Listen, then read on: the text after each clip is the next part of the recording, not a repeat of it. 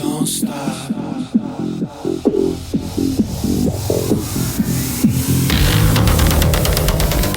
Hi, thanks for joining me on the Everything and Anything in a Big Gay podcast. I'm Zach Randall Friedman.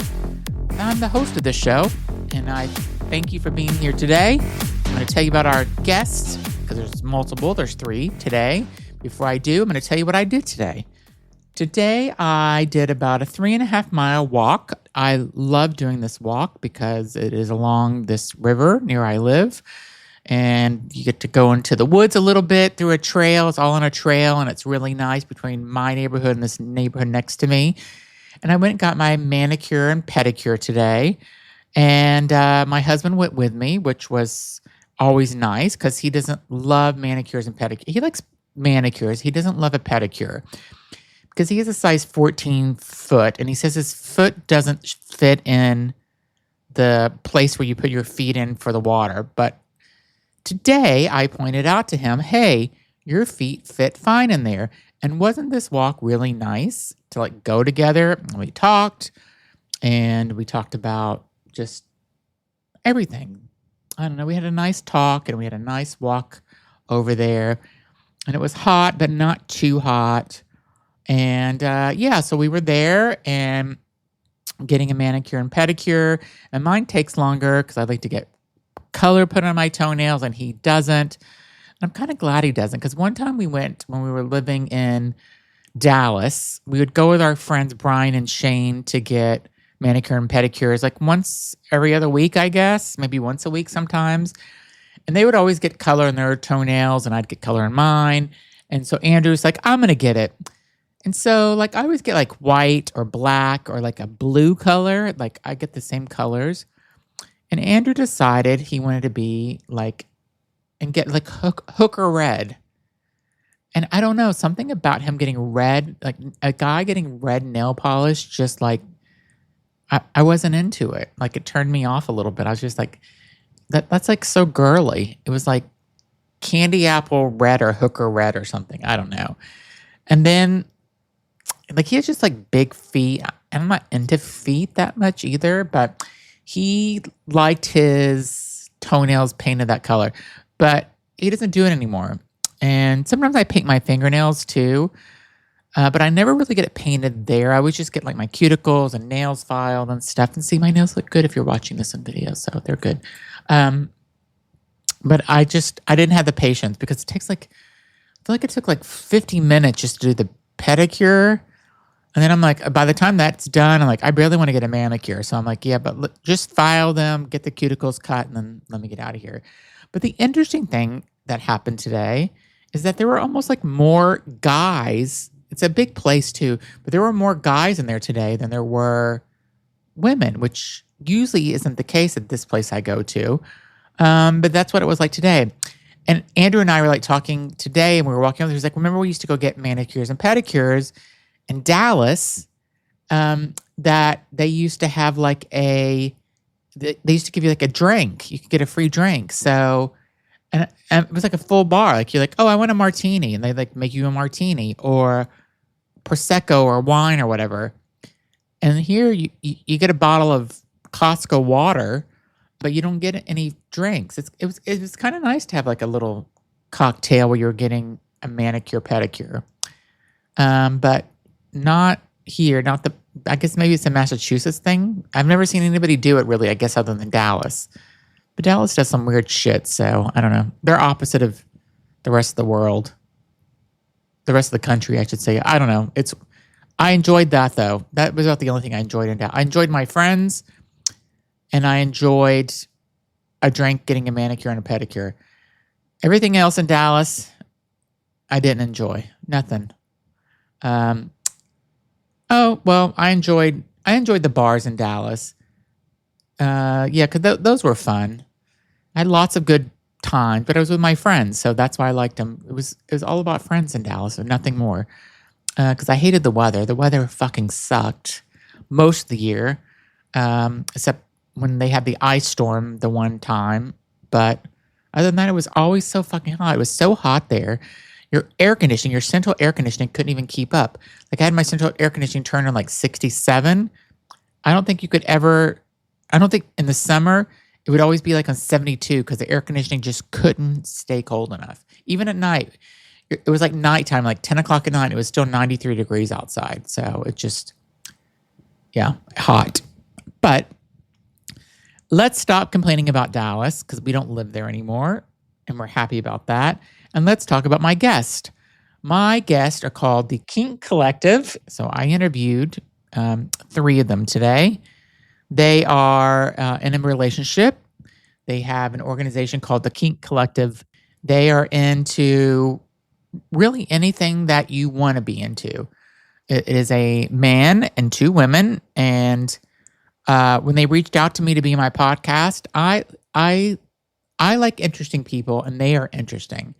And I like people that make me think, and they made me think. And yeah, I really like them. And they maybe are into a little BDSM.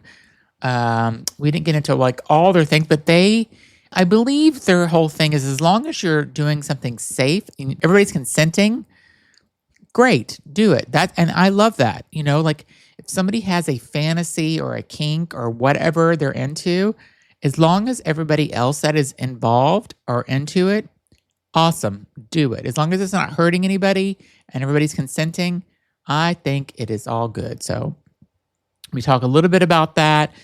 You have a website you can go to. I will put that in the description of this podcast.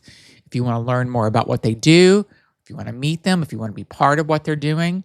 They said that if you're part of the LGBTQ plus community, they said that they went to the Eagle the Sunday before. So they are out and about. And I know they have get-togethers. So we talked a little bit about what their get-togethers are about and stuff. And I just really, I thought they were amazing. Like they were an amazing interview. Again, I love interesting people, and they are interesting, and they're doing what they want to do. They're doing what makes them happy. And that's what we need. We need more people in this world doing stuff that makes them happy. And that's what they're doing. And they're giving people almost like that unspoken permission to like come and be a part of what we're doing. And, again, if it's safe and consensual, they're all down for it. And so I really liked them. I thought they were a great interview. I hope you enjoyed the interview. Again, check out their website. It will be in the description of this podcast. Enjoy the interview. And if you think this is resonating with somebody you know that is maybe into something and they haven't had the courage to explore it, or if you haven't had the courage to explore it as a listener, then go out and do it. Reach out to them. And it doesn't have to be crazy, or maybe it is crazy. It's whatever you want it to be. And I think they would help you explore that. So enjoy the episode, and I'll be back with more interviews this week. Thanks. Hi, everybody. Thanks for joining me on the Everything and Anything and a Big A podcast. Today, I have 3 guests joining me. They are part of the Kink Collective. Is that what I should say? How I should describe you? You're part of that was founded. Yeah. It's founded on the idea of people before kink. Yep. Great. And this is, depends on, I guess, how this is going to be given to you. If you're watching this as a video, it's Natalie, Kat, and Joshua. And I want to welcome you, all 3 of you, to the show. Thank you. Thank you so much. Lovely to be here. So give me a description from my audience what the Kink Collective is. So we're an organization. I'm going to just cut to the end of it because it's a lot of BDSM lingo that won't make any sense. But ultimately, now we're an organization that helps people reframe their relationship with sexuality through deep introspection. And we help them learn how to establish deep and meaningful connections through different types of programs that we have.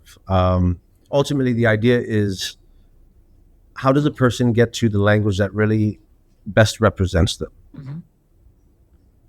Yeah, what he said. It's based on our philosophy that underscores everything, which is, as you said, people before kink. What that means is who you are as a human being comes before anything else. It comes before any of the social markers, any of the other ways people might identify in or out of kink, like in any aspect of their life. We see people as people first.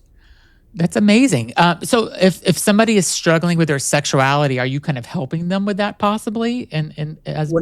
What happens is they find us because they've tried everything else. They tried the dating apps. They've tried going out. They've tried going to kink events and connecting people with people based on kinks and fetishes. And it's like, there's not enough emotional intelligence that's engaging with them to help them feel safe enough to keep showing up. So it's like, the people that are looking for us they're people who have done all the things right in life. They've got the degrees, they've got the job, they got the 2.5 kids or cat and a half. Yeah. They've got the house and the picket fence, but something is still out of alignment. Yeah. And what it is I don't feel safe, seen, and heard in relationships because society's become so transactional. I can't even connect. And what we do is we help the person understand that you matter, and that if a person can't see you, maybe that's not the right connection to have. But there has to be a level of initiative to actually say, this is where I'm at and this is what I'm willing to tolerate in order to gain access to my time, my body, my resources, because I've got my life in order.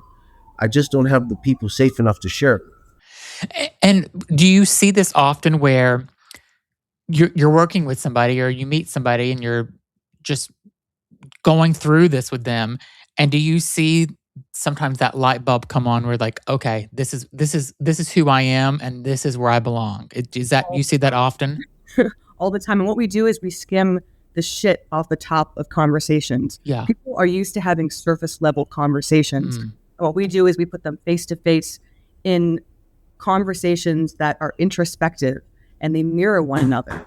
And what they do is they teach one another. We don't do the teaching. No. We create the space for them to learn themselves. And more often than not, it's like, it's not, wait, this is who I am.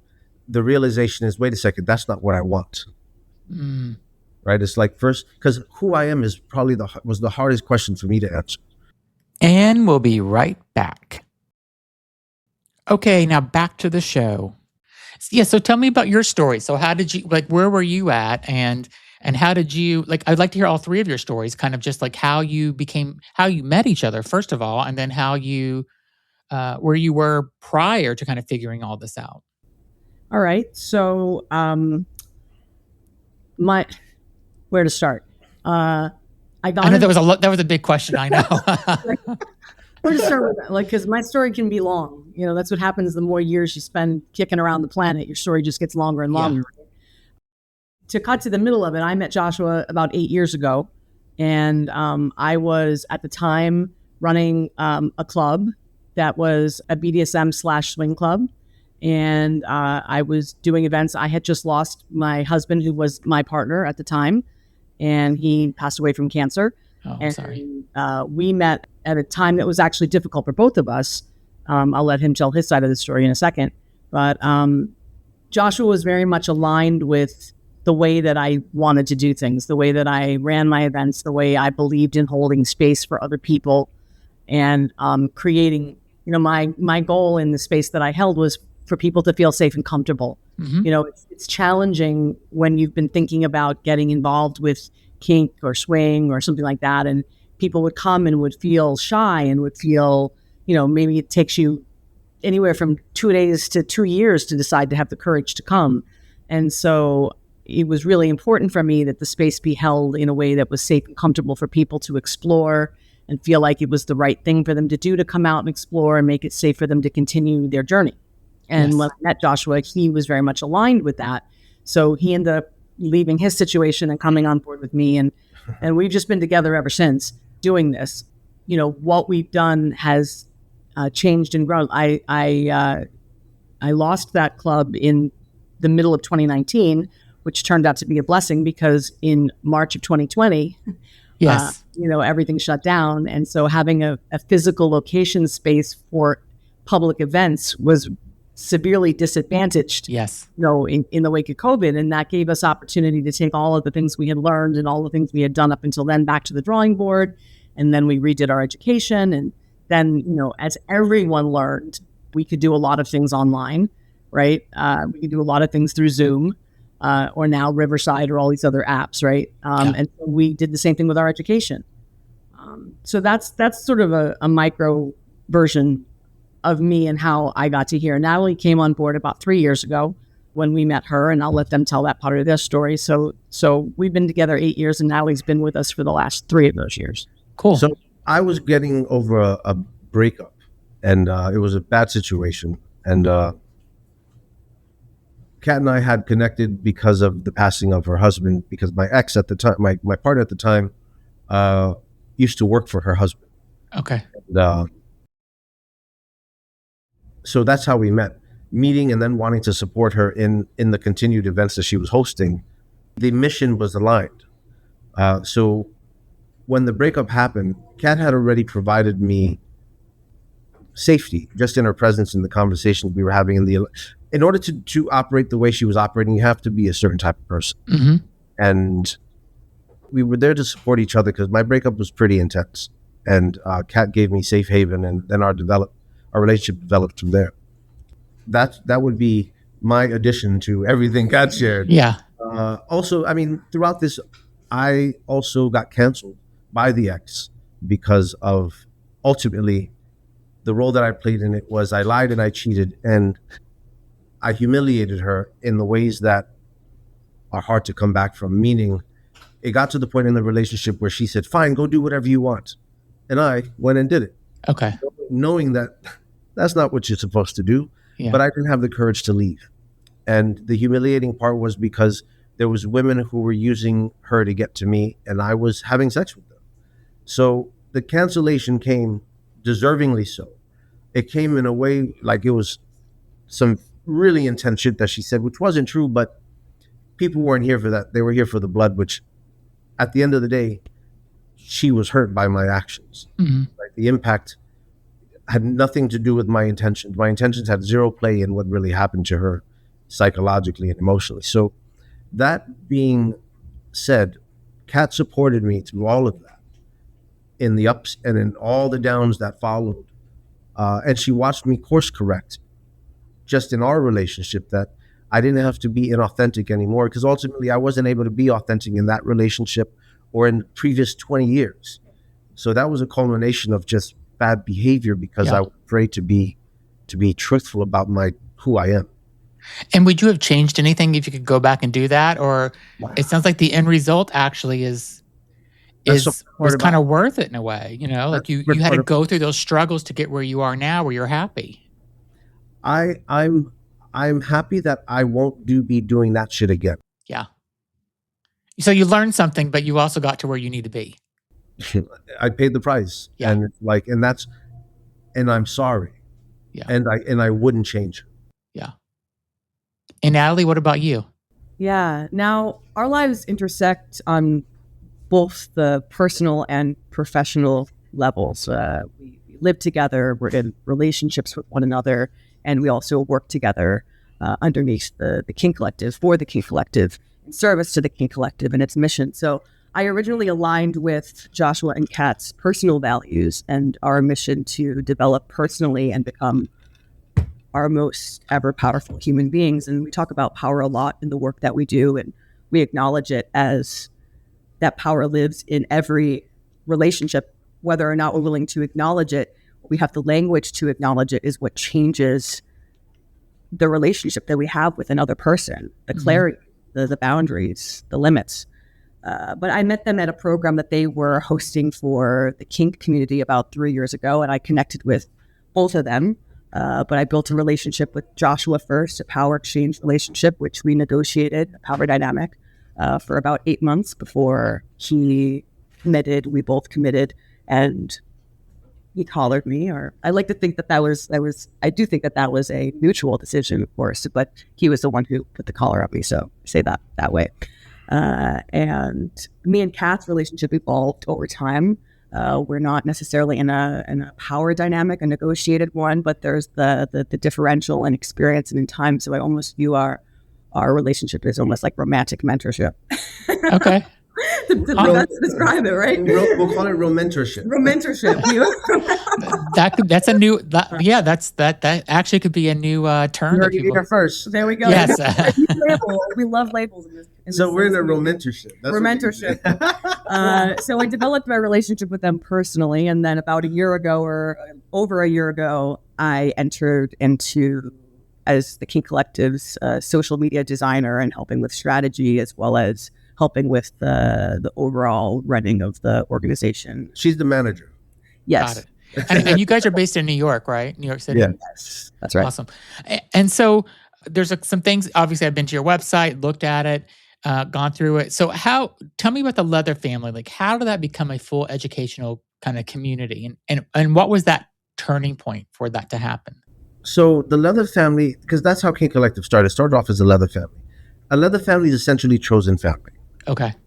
We're on this journey of sexuality, self-discovery, authenticity through the lens and through the structure of what leather culture is. Okay. Essentially, leather culture is another belief system. To be a leather person, this is what you must embody. Don't be a dick, don't lie, don't cheat, don't steal. It's another belief system aside from including sexual proclivities. I accept all of you, including the things we do behind closed doors.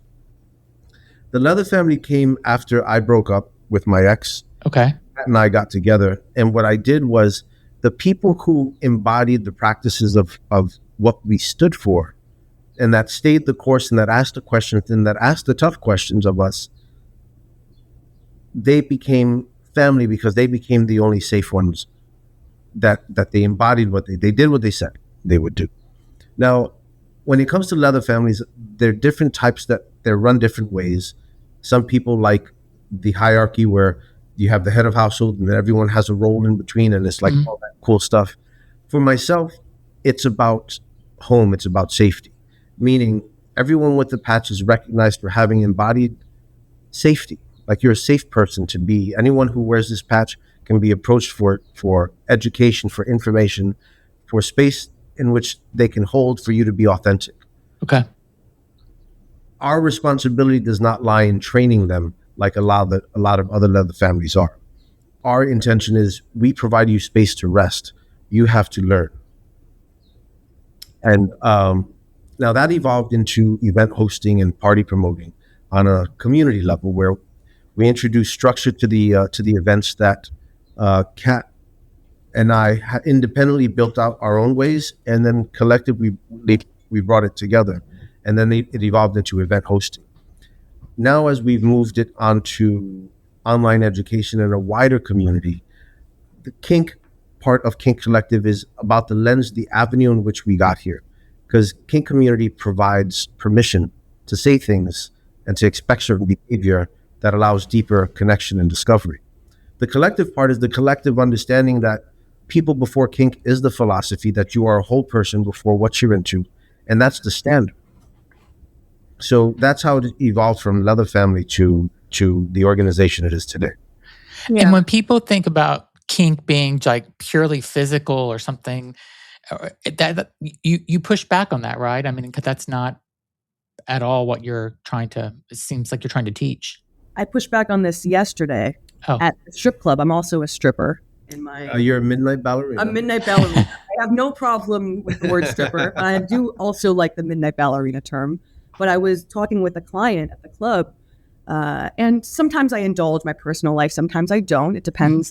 I use an intuitive sense.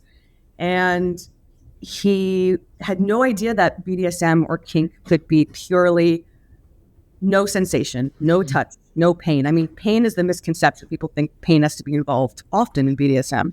But to name the fact that no sensation has to be involved, it can just be vocal. It can just be the exchange from me ordering and you complying is mind blowing for some people. He was broken. Did he give a good tip then? Not enough. Okay. Question. Kat, did you have something you wanted to say? I feel like If I did, I don't remember what it might have been before. But I just to this thing about people's misconceptions about kink or BDSM and what we do. I mean, like Natalie just said, it's like one conversation at a time with the people that we run into, sort of broadening the definition, because people have a narrow view. They think that it's either whips and chains and pain or dominance and submission, and that's all it is. Whatever they know about it is what narrow thing they know about it is all they think that it is. And it's all of those things and more. And so, we do educate people one person at a time on the broader scope of what does it mean. Everybody's kinky in some way, whether you like your hair pulled or a little slap on the butt or whatever. Yeah. Just because you don't call it kink doesn't mean that it isn't. Yeah. And so sometimes it's just a matter of raising people's awareness about just, everybody's a little kinky. Yeah. As you're hearing it, it makes me think everyone has preferences. Kink is preference. That's all it is. And I feel like if you don't have some kink, you must be really fucking boring in bed. That's how I feel about it. So, I mean, that's just my only personal. That's my No, like the truth of it is, I think when people say they're vanilla, they're just ashamed to share what their desires are. Yeah. They just haven't felt safe enough to say it yet. Or, as Kat was sharing, there's a context to which they're relating it to. Oh, Yeah. I like to be spanked, but that's normal for me. Well, for some people, that's like, what do you mean? There's something other than missionary? So it's like, listen, missionary is one of my favorite kinks, just not for nothing. Just for those out there who like that's your jam, I feel you. Yeah. And like, so for BDSM and the leather, when people are identifying with that, and it kind of intersects with who they are. So they're trying to figure out whether it's their spirituality, their queerness, anything in their past. You kind of help them kind of pull that all together to figure out who they really are. That's a good way of putting it, I think. It's ultimately about making it okay to exist. Right? You're not, as long as there's no victims, as long as everything you desire is in a way that can be built consensually, where no one's being a victim to it, aside from willingly, right? It's like, as long as they consent to it, run with it. So we make it okay to just say what's real. And it's in the spaces that we create that people, they almost dig themselves out of the hole. Because it's like, once you say it, you've brought the shame out of the shadow, and then it dies right there. And do you work with anybody? So you would work with anybody that, well, I mean, I shouldn't say anybody because, but do you work? So like if it was a gay man that wanted to come in or a lesbian that wanted to come in, you would be fine working with them. Absolutely. The biggest, the criteria that matters the most to me is, are you willing to do the work? Are you willing to really look? Are you willing to be honest? Are you willing to dig deep? All the other markers don't matter, right? Yeah. So we work with all kinds of people, but the biggest criteria is that willingness to really take a good hard look at yourself and to do that work. Some people are not there, and no matter where you are on the spectrum of orientation or any other marker. And we'll be right back. Okay, and now back to the show. Whenever you're working with somebody, what's kind of the most common thing that people discover about themselves when they go through these programs that surprises them? Because, I feel like you could bring out something that people maybe had, kind of deep down, and it comes out and you've changed their life for the better. I mean, I think that, and, I'll just kind of say, like, if you, and I think like all the, online, everything that you can get online now, you can find anything you want online. I think that's helped people too, kind of like maybe think of ways to live their life differently or to add things to their sex life, and they're more open to it. I also think that I have a friend that I'm thinking about we were in deep conversation. We were on a vacation on a holiday and we were drinking and having conversation. And he told me, he's like, oh, I kind of like this when I'm with somebody and this happens. And I'm like, yeah, there's nothing wrong with that. That's pretty common. He goes, it is? Like, I'm like, yeah, it's not that uncommon. He goes, oh, I always thought it was like bizarre that I like that. I'm like, it's not bizarre at all. I think most people do that. So I think people are just like scared to be judged in a way, and like maybe like what you were saying, Natalie or Kat, one of you were saying this, that it's not like you have to be tied up and beat and stuff like that, and for it to be considered kink, it could be a range of things. And I think, Josh, when you said that most people, there is some kink with most people. I mean, there are some people that are probably so boring that there's nothing happening there. But, I do think that people don't really kind of understand maybe the spectrum of it that you guys work with. So the question before, or that led us into this, was, what have you seen that really changes or empowers a person when they come to work with us? I want to hear what you guys have to say first. I was going to say for me, it's the transformation from I can't to I can. A lot of people enter into our spaces and they aren't speaking from the I. When they leave this space, our space, they start speaking from the I as if they have the choice and they have the courage and the ability to change their life and move however they want to move through life. Do you have an example? An example? Mm-hmm. An example is in the intensive. There was a woman who was only speaking from, she wasn't using the I when she was talking about her perspective at all. She was always saying we, they, like bringing everyone else into it but she was talking about her perspective, but she wasn't holding herself accountable for her perspective. Once that shifted, her entire experience of that weekend changed and transformed because she's holding herself accountable for her perspective now. It was pretty revolutionary. She was able to say, this is mine to own. When a person speaks from the I, it's not a projection onto other people's lived experiences. She was able to say, this is what I'm afraid of versus people are afraid of X. She was able to say, I'm afraid of vulnerability. I'm afraid that I'll get hurt versus people are afraid of being vulnerable because they'll get hurt. And when she was able to make that switch, that's how it changes. What about you? Well, of the things, what occurred to me when you asked the question was, a lot of us come to these sorts of things when we're curious about finding partners or curious about connecting with other people. We worry, am I good enough? Will I be liked? Am I worth it? Am I worth it? Et cetera, et cetera. And when you go through our process, you come out the other side and you realize that you're absolutely worth it. And what you're really sifting or filtering for is, are you good enough for me? Right? Meaning, are you good enough for me? Meaning, I realize I'm doing the work. Are you doing the work too? Yeah. Yeah. And so you really understand your value. A lot of people don't have a firm enough grasp on their own value to really understand that they're worth it. And what we're looking for when we're looking for an other is someone who is equally worth me, right? I think that switch is so key for people because we're used to, a lot of people, we have self-esteem issues, we have, different ways of looking at it, and we're used to seeing it as though someone else should have the power or the value, and am I good enough for them? And then when we switch that, we come away with a much better sense of ourselves. I'm so glad you reached out, and I'll tell you why, because it just clicked with me about what you guys are kind of doing. And you're actually you're helping people kind of heal and transform in a way. Has that been described to you before in that way?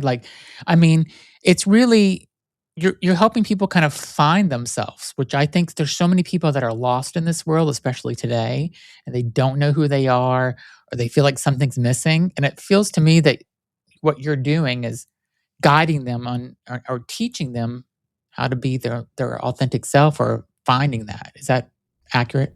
That's exactly what it is. Our program is called, our in-person intensive is called Transformation Through Kink. Oh, okay. And the idea is once a person starts to be seen and heard in their realness in a container that's created for this topic in particular, Kink comes with a preset of conditions that openness, open communication, and sharing about these intimate parts of ourselves is the invitation. Mm-hmm. So when they come into this intentional container, they come in with the permission, and the permission is reinforced to, if you can feel safe here, we encourage you to open up. And our intention is to help you feel safe. Yeah. So that they do open up. We also have the Conscious Kinky Partner, which is a 12-week incubator essentially on empowerment.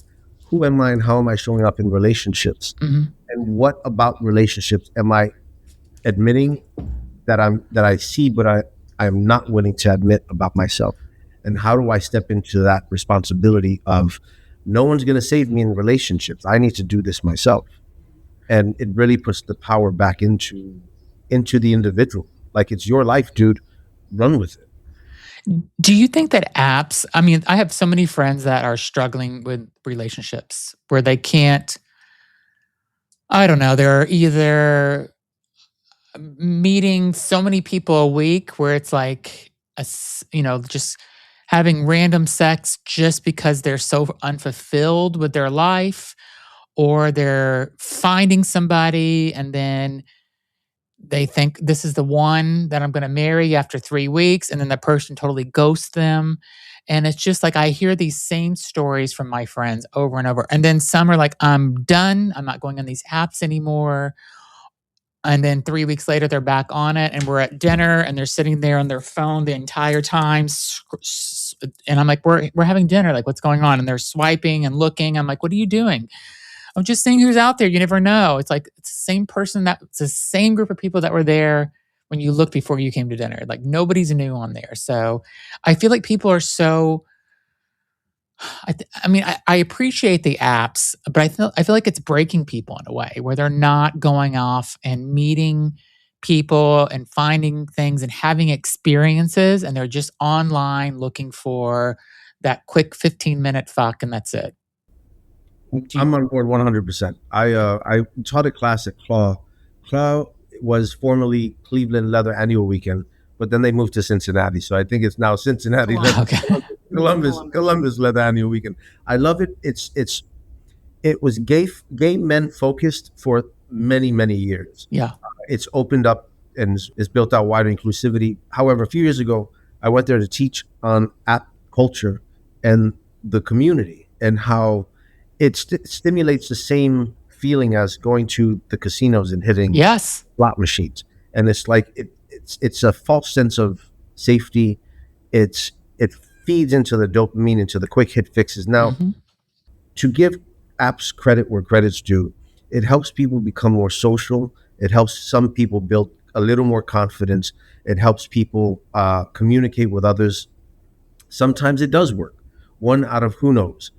But what it doesn't do, we have a framework in what we teach. It's called MISS, MISS, and it's the process of connection. You meet a person, you invest time into a person to see who and how they function. Something like that could look like, hey, let's go get coffee at a cafe or lunch somewhere where I get to see how you treat people. Because that's going to be a differentiator for me on whether I invite you into my life or not. And then comes sharing information, which is the first S. And when people talk about themselves, what I've noticed is they talk about their past. And it's like that's where trauma dumping gets invited into. Yeah. It's like when I share information, I share about who I am in character and my intentions and my goals and moving forward from here forward. If you get access to me on a deeper level, maybe I'll process with you my past, or maybe I'll share more about my past, but I get to choose what I share. And then comes the last S, which is share experience. So if we connect, like you and me, Zach, we meet on the elevator. I'm like, Zach, I love your Lover Boy shirt. Where'd you get it? And we start to talk about sex work. And I was like, oh, cool. Would you want to go get lunch? Yeah, let's go get lunch. And then we sit down, and I see how much of a decent human being you are. You see how much I am. And it's like, awesome. Let me tell you a little bit about myself. And then I start to open up about my interests to see if you receive me and accept me for me. You don't have to know my past to accept me. Like that'll come, but I just want to know if you're willing to meet me where I'm at today, accept me for who I am today. And then if that comes, and it's like, awesome, Zach, I had a great time. There's this fisting party. You want to go with me? Right? It's like there's a gradual invitation into how close do I want a person to be with me, and that's just maturity and discernment. Yeah. So how do you, whenever you have new people kind of come in to your space, I think that you kind of explained this at the beginning in a great way. But how do you make people know that they are safe in your space? Like, I think that's really important, because I think some people like look at BDSM and kinks and they think it's dangerous, or that they're going to be choked out and they're not going to possibly wake up and things like that. Not that, a little choking sometimes is okay. Yeah. but I think that some people that are maybe more conservative, that maybe have this in the back of their head, they're thinking like they want to experiment with these things, but they are nervous about it and they wouldn't feel safe. So how do you kind of make them feel safe and know that they're okay coming in there? I think it will help to define safe space from our perspective and how we define it is that a safe space is not a space where you won't become activated or triggered, but it's a space in which you will be supported in your activations and your triggers. So it's not an environment where there's patting on the walls and people are going to be watching what they say. We, in some ways, hope that you get offended, so that you can work through that limiting belief or that piece within you that maybe needs to be questioned. So that's how we define it. But maybe you can go into how we curate that safety for people, because I think there has to be. We talk about trust as almost like a starter pack in some senses. I forgot which one of you have said it, but there has to be some initial trust. You have to trust us before we can give you the trust of our safety. Yeah.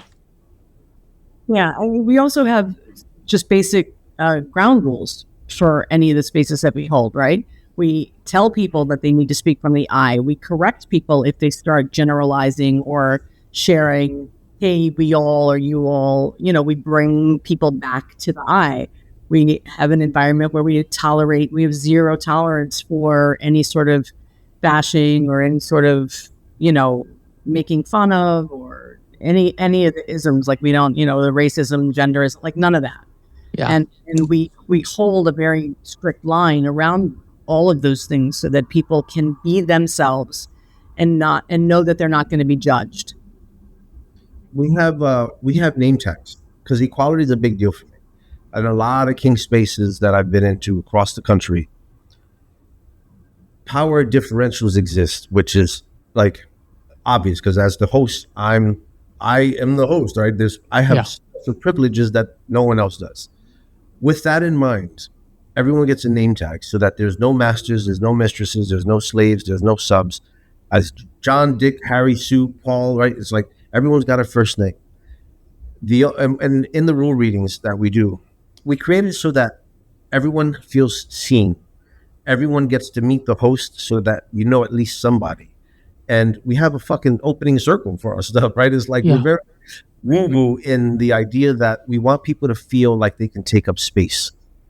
So like for our events, the first hour, the play space isn't open. Like if it's a play party, meaning people are coming in to do kink activities, the space is closed and the social area is open for the first hour. Everyone gets a name tag and you're encouraged to socialize. Because what we want to do is to bring your comfort level up with the people around you. If everyone's into their pockets and no one's talking to anybody, I don't know who any of these people are. I don't know if they're safe for me. So then once people, especially new people start to talk to other people and see these are just everyday people trying to live their life too, the armor goes down a little bit more. Yeah. Then we get into the opening circle and where are you from and what are you coming in here with tonight? Some people will be trepidation, others excitement, others nervousness, so that they can hear themselves in other people's shares. And that really it really adds the humanity to the space. And then we open the play space and we encourage people to ask questions, to talk. If you have a question, come to us. And the rules are extensive and they're structured to it so that people know what they're allowed to do and what they're not allowed to do. Because it's evolved on the kink community. I was talking about this yesterday. The kink community has devolved into more of a party atmosphere than a space where energy exchange is prioritized, where we can watch people engage in play scenes where whether it's flogging or spanking or rope with an exhibitionist and a voyeuristic mentality where the respect for the energy exchange is happening. That's shifted because of a number of reasons. One, 50 Shades of Grey, which double-edged sword. 2, the internet. 3, inclusivity. And I say inclusivity because everyone wants everyone to be invited. This is now to tap on what you were saying. Everyone wants to be invited. However, there's a level of emotional maturity that's necessary to dive into intentional power exchange consciously where we can potentially harm another person, if not maim or kill, right? Because that's the truth of what we do is like people die doing this stuff. And you can't keep an edge to BDSM and put kid gloves on at the same time. It's like that's just an oxymoron. So that's the issue with the direction the community's gone. It's it's got the threshold has gotten lower so that less responsible people get access to it. And that's also the unsafe part of it too, is lack of structure. It doesn't even have to be our event. If you go to any event and there's no structure that's being reinforced, be mindful of that. Yeah, that's good advice. We'll be right back after a word from our sponsors. Okay, now back to the show. What is, you talked about this a little bit about going to the event in Cincinnati or Columbus. The gay leather culture for men is still a very big thing today. Is it the huge community, and there's bar like New York City has the Eagle, where it's kind of become more mainstream than it used. I mean, it's not. Say that again. We were just there Sunday.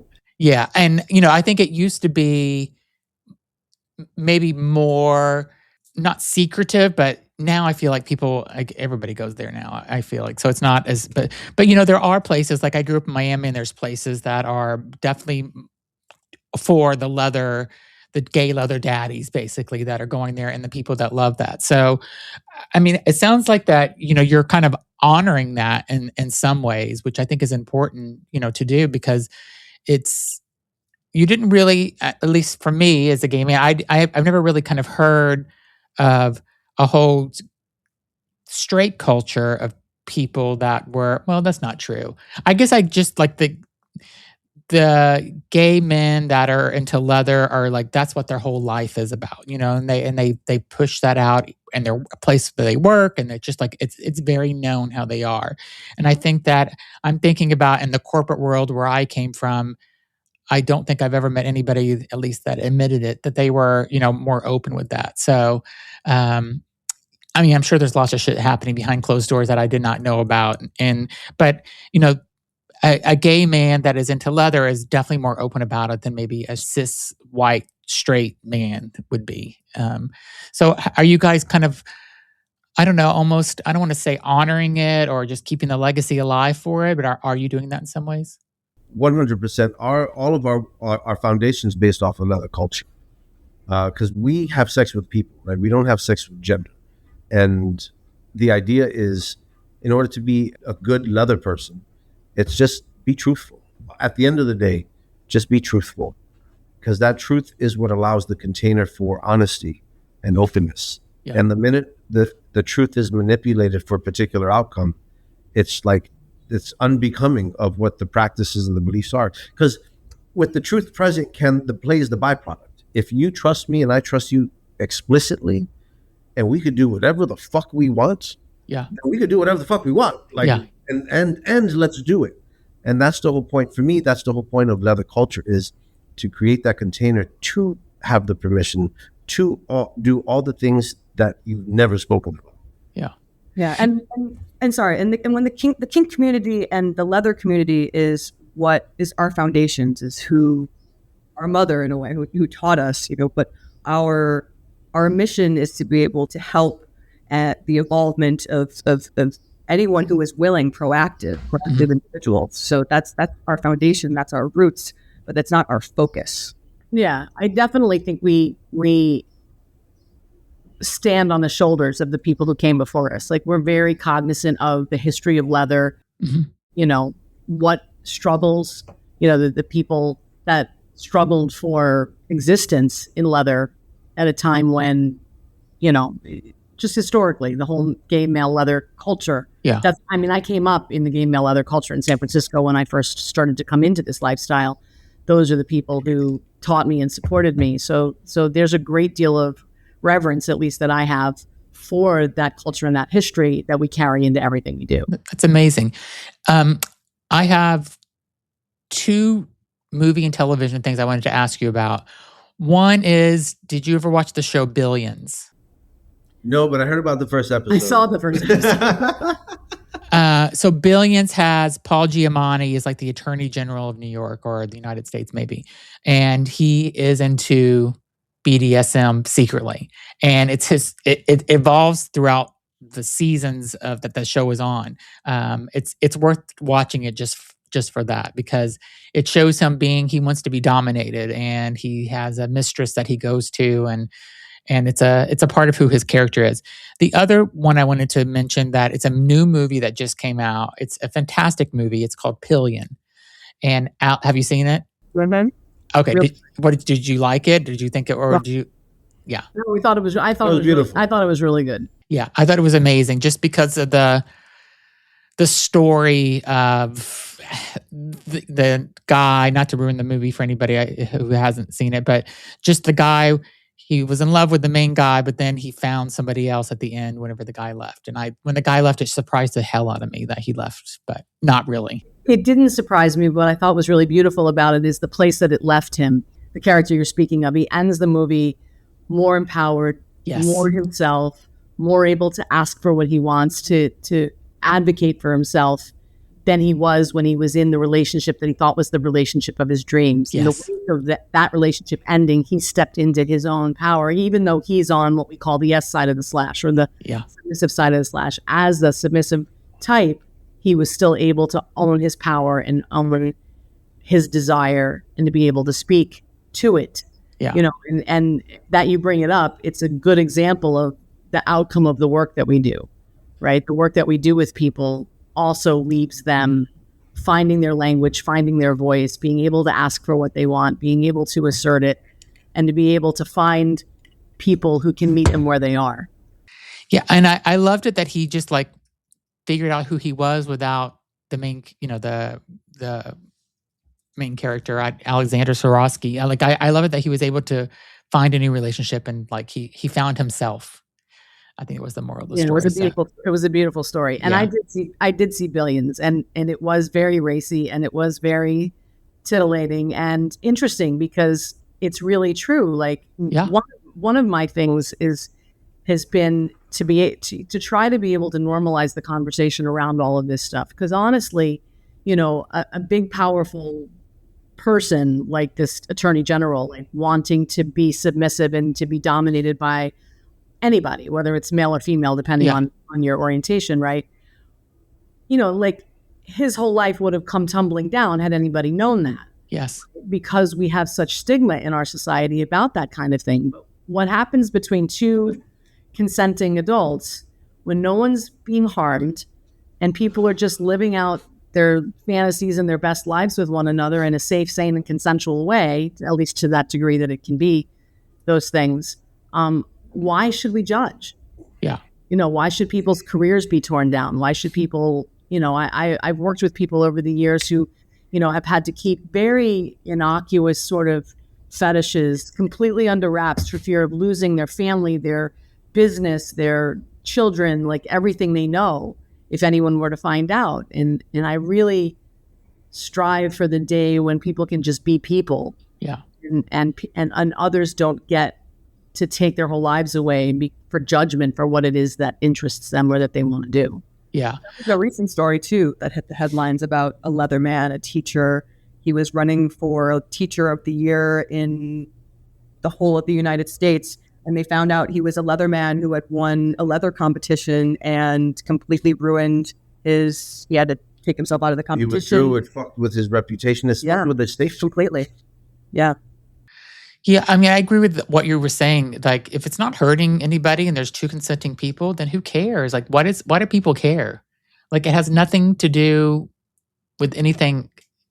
I don't know. I just like, be who you want to be as long as it doesn't hurt anybody. That's how I feel. As you're sharing that, it makes me think of the price of authenticity. Yeah. Right. It's like doing this, stepping into this journey, you risk being found out if you don't want to be. Right. And that's a risk.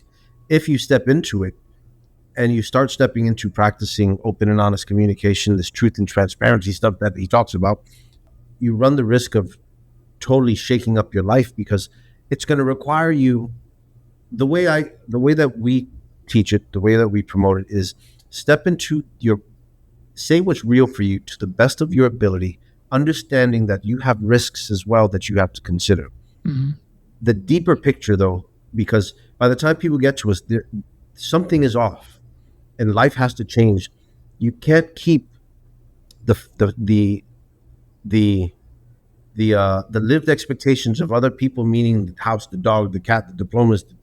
You can't keep that and be authentic, because this was built off of social expectations. Authenticity is almost opposite of what society wants from you because of the conformity. Like, you step out of conformity. And like, I define queer off the beaten path. Anyone who says, I'm not going to buy into the story, I'm going to pursue myself, done. That's it. That's the beginning of one string of your life, of your lived experience. That's going to be your relationship with being queer, out of the norm, off the beaten path, whatever that looks like. It comes at a price. It's not free. If it were free, everybody would do it and it wouldn't be so invaluable. But yeah, and I just want to kind of say, like, to the people listening to this show or watching this, like, like, you could be into everything, but you don't necessarily have to go tell all your friends at work either. Like, you can keep things to yourself, and I think that's what people can't maybe separate. Like, you can be into whatever you want to be into, but don't go tell the person that's sitting at the desk next to you, because maybe it's a straight Christian woman that loves Jesus, and maybe she doesn't want to hear about your what you do on a Saturday night. Yeah, exactly. So, Wow. and so, I mean, like, I don't know. I think that people should just read the room sometimes, because I think they just. Well, as you started down this path, I was thinking about my own relationships, right? When I moved to New York from California 15 years ago, and significantly took a much more significant leap into this community and into this lifestyle. And in my enthusiasm for it, told my sister and then ultimately my mother about it, believing that they wouldn't judge. And in fact, they both did. And it hampered my relationship. My relationship with my sister is still not right. It's better than it was. My mother and I have worked a little bit harder to come back from it. But, once you let that cat out of the bag, it can't go back in. Yeah. Right. So your advice is really well placed to think before you decide who you're going to share something intimate about yourself with. Yeah. Right. Framework Joshua mentioned, the MISS framework, right? Like, even with people that right, it's still not necessarily the most prudent course of action to just dive headlong into, my new hobby, my new. Yes. You're right. Not everyone wants to hear it. Yeah. I will speak on that a lot as well. Vetting and discernment, being able to look into the other person's character. Are they worthy of this information of me? It's less about me in this scenario, and it's actually more about them, the tech work behind it. Yeah, exactly. I mean, I remember before people started finding out about my podcast online, I didn't really tell anybody I was working with in the corporate world I had this podcast, because, I have all types of people on my show. Transgender people, I have people that are into kink, I have people that are just housewives that were cheated on their husband by hundreds. He cheated on her with hundreds of men and women and stuff. So I had all these people, and I didn't want somebody judging me at work about, you're doing this podcast, but yet you're in a corporate role. Like, how can you do that? Because it's separate. Like, I'm not doing it during work hours. I find people interesting. I want to tell their stories. And I think, I bring people on that I think are interesting and inspiring for other people. So, and not everybody at work would get that. So, but then they end up finding it out. Everybody found out about my podcast because it's their social media out there. So that's how it goes. So, and nobody really judged it. And nobody's had anything bad to say about it. So I was lucky for that. Oh, good. I'm glad you told that part of the story, because I was wondering how it went. Well, I left the corporate world in March. I'm doing this full time. So now I can really talk about what I want. I mean, hopefully I won't have to go back, but we'll see how it goes. So Awesome. Congratulations. Well, I love that you guys reached out, and I love that what you're doing, just trying to help people be their authentic selves and helping educate them and bringing people together. And we just need more of that in the world. And I think it's amazing that you're doing that. So if people want to find out about what you're doing or to get in touch with, they can go to kinkcollective.net. Anywhere else that they could go to, any social media or anything, or is that the best place to go? Yeah. On Instagram, it's at Kink -collective. That's the best place to go on social media. Okay, in case I said that wrong, it's kinkcollective.net. I'll put it in the description of this video or podcast as well. And whenever I put this out on Instagram, I will do a collab with you. So You can also find us on Spotify and YouTube. We really podcast on there called the Conscious Kinky Podcast. Oh, okay. I will. Today it came up today. Thank you, Natalie. Awesome. I'll put a link to that as well on there too. So it was so nice meeting you, and thank you for sharing your story and just kind of getting the word out. And I think a lot of people appreciate this. So thanks so much for being on. Thank you, Zach, What a for real having pleasure, us. Zach. Thank you so much. Pleasure to meet you.